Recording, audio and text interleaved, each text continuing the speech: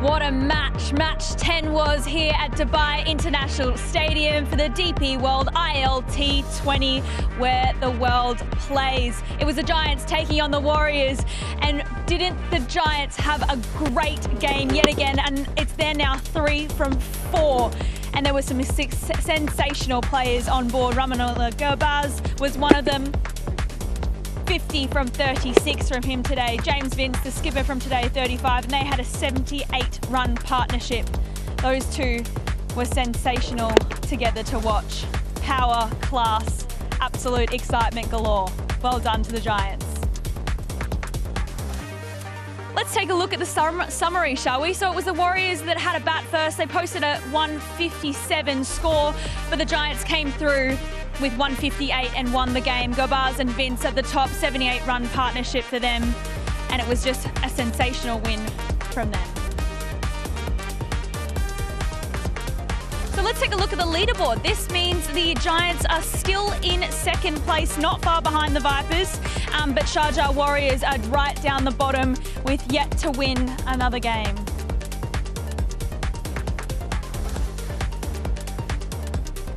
Hello everyone, welcome back. Joining me this evening for our post-match show is Waqar Younis, Mark Hazeman, and special guest Rahmanullah Gurbaz. What a game from you, my friend. Sensational work. Thank you, thank you.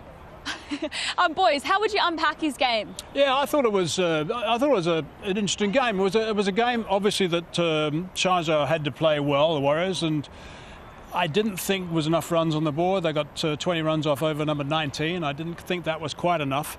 And the way that these guys started off was terrific. Rahmanullah and also James Vince, just terrific. And they're going at basically 11 over the first 7 overs.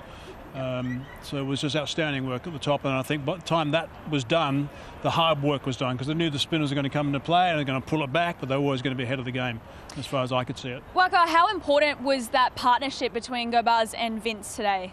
Look, I think they did the right thing by moving, or Vince did the right thing by moving himself up the order, because Nissanka wasn't available with the injury we saw the other day. So I thought that was a smart move, because they needed a bit of experience at the top because of certain pitch. The pitch early doors, it does a bit. It's not that easy if you're just a hitter. You have to play really good shots. You have to play cricketing shots and then put bowlers under pressure, rather than just going and playing those big slog sweeps and stuff. So I felt that was a really good move. With Nissanka not available, these two took the responsibility and putting up 73 in the first 6 over, and once you got power play in your favor, the game was over. The ball was going to get wet, and it wasn't going to be that easy for the bowlers to handle the pressure, and it was always their game. Can I just ask you, Rahmanullah, I mean, the batting with James Vince, I mean, you guys are dovetailing beautifully. You're a busier player than James Vince. He just does it so easily. I mean, you got the best view in the house, sitting at the non-strikers end, watching him play. He does it so comfortably and with no rush whatsoever. Bismillah Rahman Rahim. First of all, to be really honest, very happy to be around this beautiful group. I mean, nice group and good group of companies.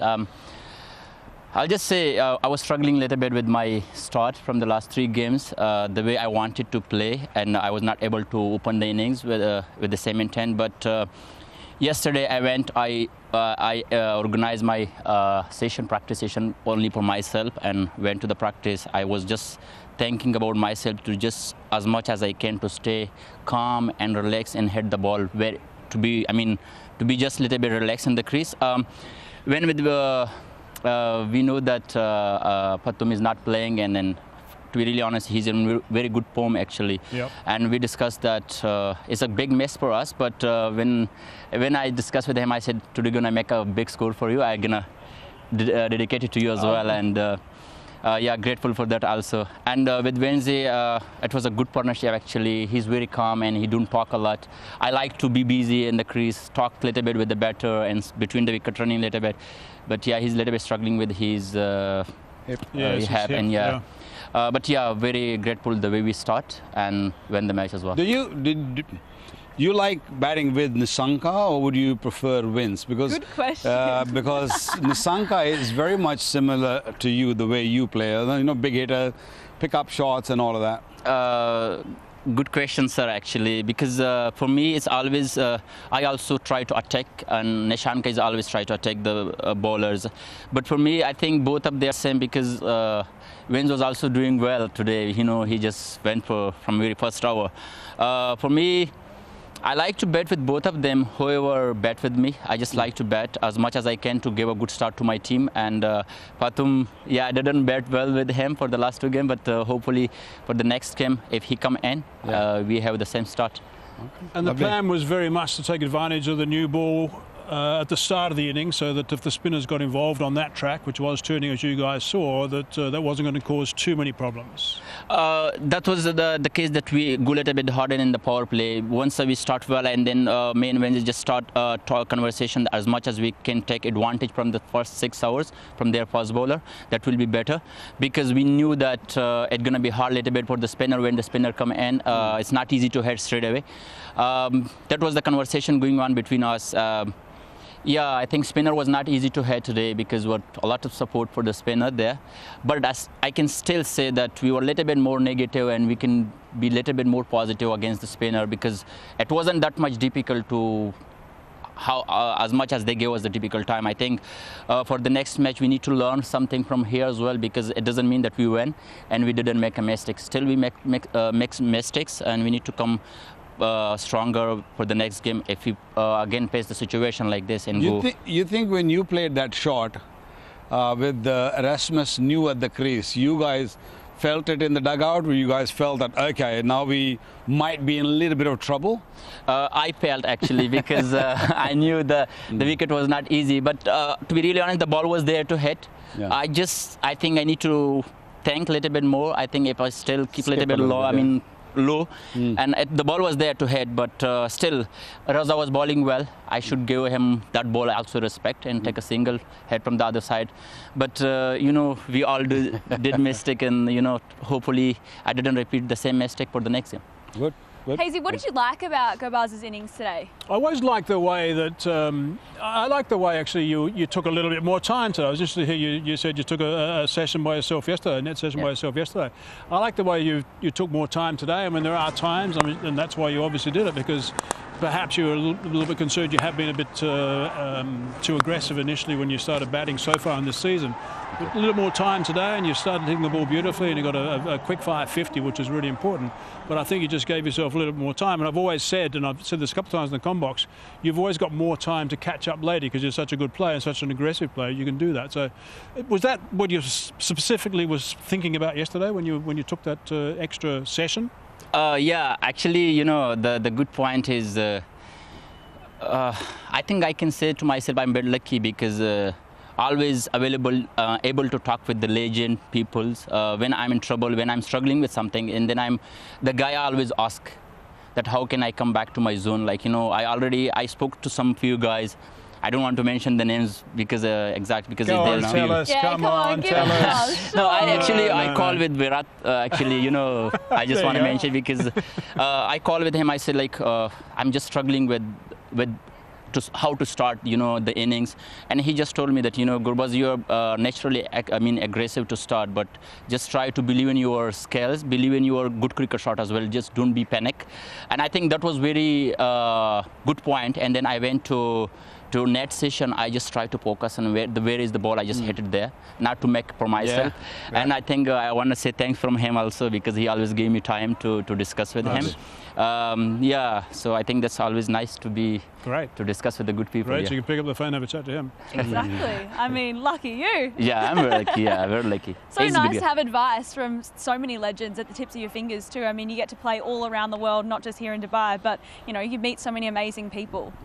That's why I call myself I'm very lucky, because legend here, all the legends are here, you know. I don't mind to ask anyone, because I'm a young guy. I need to learn, because I'm in the stage to learn a lot. And my World Cup is coming on. I need to be more, as much as I can, to learn from here. Yeah, meeting a lot of legends everywhere. I think I need to call myself a lucky guy. Can you just, you go. can you just clear it one more time when you said you're lucky to be talking to legends? When you look at me and you said talking, or were you talking? Me, because it he was came me. Everyone. I said everyone. Everyone. I I said. told you. because it's always nice to be around the good people. I love to talk actually. I think sometimes you can take advantage from those people also who don't play cricket, don't know about cricket. But he's played cricket. I know. I'm not talking about him. I know it's been centuries ago, but yes. No, he's young guy. You look younger than me. Yeah. Thank you. Yeah. Oh, well, thank you so much. It's been a pleasure to have you on the show, and good luck for the rest of the games. Thank you. Thank you so much. Thank you, Gurbaz. Gurbaz. Thank you so Thank much. Well done. Thank you. Well done. Thank Well you. done. Thank you. Thank you. Alrighty, Well done. boys, Thank you. come over. Don't Move be in, shy. legend. Come on, legend. I'm ready. That's pretty cool. I mean, Vera, what? Yeah, terrific. So nice to be able to pick up the phone. No, it's one of the things about playing in these leagues. You get to meet these guys, you start connections with the guys. One or two blokes will have a chat to you at some stage, and you form a lifelong bond, which is so nice. I'm sure probably no one listened to you. No one listened to me. Yeah. Or You don't listen to me. I know that. who would? Yeah. Rest exactly. people listen. People do listen to me. Rightio, enough between you two. Ayan Khan, what a great effort Brilliant. from him tonight. 3 wickets. He's just 20 years old, little baby. I've seen him for a long time, Ayan Khan, playing in Canada as well. He's a terrific little bowler, a terrific little kid too. He's like a little live wire. He can't wait to get into the action, can't wait to have some success. You'll see at the end of this little package how delighted he is to pick up these 3 wickets for 18 runs. I mean, it's just outstanding work for him. There you go. There's a big celebration. He could not be happier. He really couldn't. Might be in the running for the best UAE player of the tournament. Might be the best running, the best celebration as well. Oh, yeah, for sure. Have a look at the pitch map. Terrific. Waka, do you want to have a talk to all it? good. Look, I think, he's one of those cricketers who will always be landing in that region, a good area. And, because of T20 cricket, the odd ball will be a little short, but you won't see him bowling too full. He'll be very, very tight in that off-stump line. So, honestly, looking at him as Mikey said that, you've been watching him for the last 2-3 seasons and he's growing and he's getting better and better. He sometimes doesn't get opportunity. And, and he's, really pleading for an opportunity. And today he got the opportunity and he's shown that how good he is. It's not the first time we're seeing that. Even the previous years, whenever he was given the ball, whenever he's given the opportunity, he always creates something. And a genuine wicket taker, ball wicket to wicket, has got nice pivot, good revs on the ball. So, I mean, everything going for him, but sometimes he misses out, and he's always someone who's urging, who's always looking for an opportunity, which is a really great sign from a youngster in that dugout. And it was nice to hear James Vince at the presentation say that at the presentation. He was very complimentary of the work he did today, which is terrific. Now, Liam Dawson, he had great pace variation today. He took a really outstanding catch as well to get Tim David out. But yeah, Waka, what's your thoughts on his pace variation tonight? Look, I think you take Ayan Khan and Liam Dawson, they're very much similar. Liam Dawson probably more experienced, a very similar action, gets revs on the ball, and because he's got so much experience, he'll probably bowl better. And when there is a little bit purchase in the surface, he's probably your man. And he's another one who's always looking for an opportunity, looking for the ball to come to him. Even in the catching also, we saw the diving and he's never give up kind of a cricketer. I think for a captain, he'd be a wonderful guy to have in your team because he's a banker. You give him the ball to do a job. He always does a job. In the field, he's very safe and good pair of hands. So I think he's just an ideal player to have in any sort of environment. I'm sure in the change room, he's probably helping these young kids as well as much as he possibly can. So it's terrific. I think we haven't seen the best of him with the bat also. No, we haven't yet. He can bat. He can bat. Totally. Right, let's talk about the sore point in the room. Sharjah Warriorz, they haven't got a point on the table yet, but they looked out of sorts tonight a little bit. They didn't actually look like being very penetrating with the ball at all, really. I mean, once the runs were scored when they were bowling, they really didn't look like they were going to get too much going. The batting as well, there was I expected more from Mendes actually. He didn't last very long. I thought he was going to be a little bit more solid in the middle there. Some soft dismissals, I guess that's what we've got to say. That's just picking out fielders left, right and centre, and I think that's quite disappointing. I mean, they've got to work harder, really. That's that catch you were talking about. They've got to work harder in these games to get off the bottom of that table, because being at the bottom is certainly not a great place to be, of course. They've got to, I think, just suddenly, the captain's got to get them together, I think, and just get them going. They've got to find some momentum from somewhere. Momentum is a massive word in this format. Look, I am more worried about their bowling. I don't think they have got a bowling which can really trouble any side, and I see more issues in the bowling than the batting. Yes, their batting hasn't really scored, but when your bowling doesn't have no pace, spin, yeah, fair enough, decent spin, but when you new ball 73 runs in the power play, you lost the game there. Yeah. But yeah, batting also they have issues, but overall they're down. They basically the morale is really down, and now they lost 3 matches. How they're going to lift themselves? It's not that easy when you're just sinking. You need a performance. I mean, one odd game they came very close. They should have won those games, but small mistakes, where you don't win games. So these games come thick and fast. So you got to be really on top of things, And at the moment, I feel that they need some inspiring performance from one of them to sort of lift them. Yeah. Otherwise, they're going to sink further. And I made the comment to you pre-game that they needed their senior players to step up. I mean, they weren't playing well. They played 2, they lost 2. I mean, if you look at their batting card, I mean, Tim Kolokabin was a fine player. Tom Kolokabin was. He got 7. Mendes got a start with 23. Johnson Charles played pretty well for only 36, though. Tim David, 19. It was only Dwayne Pretorius at the end. He got 36 quick-fire runs, which made any sort of difference. So disappointing. But one bright spark in their bowling was Sikandar Raza. 2 wickets for him tonight. Yeah, look, Sikandar Raza is one of those guys who just loves getting into games. He would have been very disappointed when he got out earlier today, so give him an opportunity in the ball. He's always made that comment throughout his career, actually. He gets 2 bites of cherries with his batting or bowling. He's got 2 opportunities to make a difference, and he picked up 2 wickets at an important time, but sadly he wasn't supported by too many other mates in that lineup to help the Warriors get up. Alrighty, it's that time of the night for our winners of the competition, the Jawal Dikau Inam Pau questions. Congratulations to the lucky winners. Tonight's entrants, so make sure, these are tonight's entrants, sorry, so make sure you stay tuned for tomorrow night's post show to see who's won for tomorrow night's match. But yes, congratulations once again. Make sure you keep an eye on the questions that are posted to you so you get a chance to have a win. Alrighty, we're going to take a short break, but we'll be back very soon with some more unpacking to do.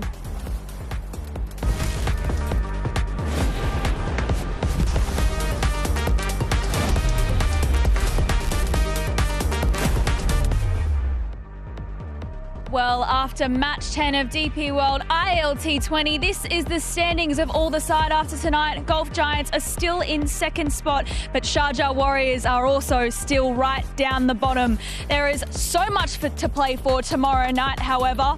We've got 2 absolute heavyweights.